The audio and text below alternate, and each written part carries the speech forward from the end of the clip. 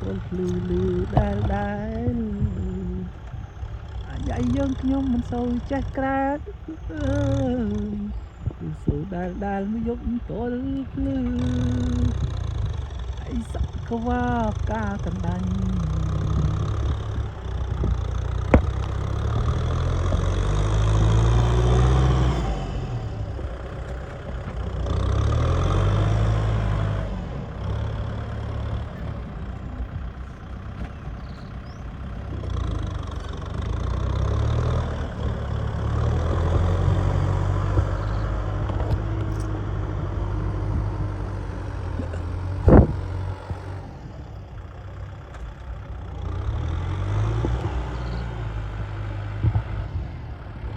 សង្កវាផ្កាមកដេញសើចញញបងសើចញាញអីសង្កវាផ្កាចាញ់អើយចុះបើអូនសើចញាញបងសើចញញអីសង្កវាផ្កាក៏ផ្លោកបងលើផ្លូវអីសង្កវាផ្កាលឹកទៅយើចុះបើអូនលេចផ្លូវបងលេចផ្លោកអីសង្កវាផ្កាពុត្រីព្រោះតែម៉ែវាពន្រត់ចោល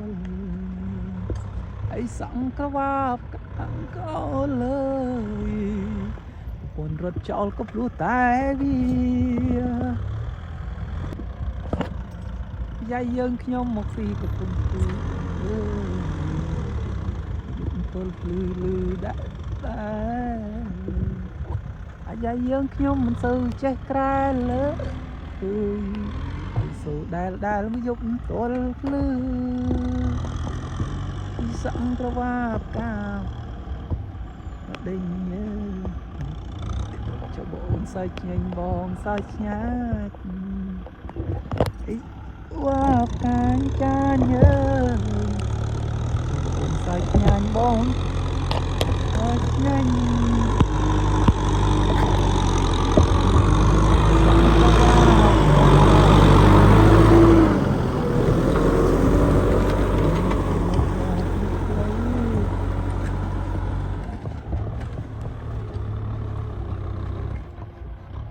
សង្កវាផ្កាលពៅ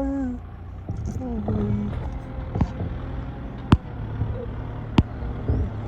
បងលឹកពីសក់វាផ្កាពុទី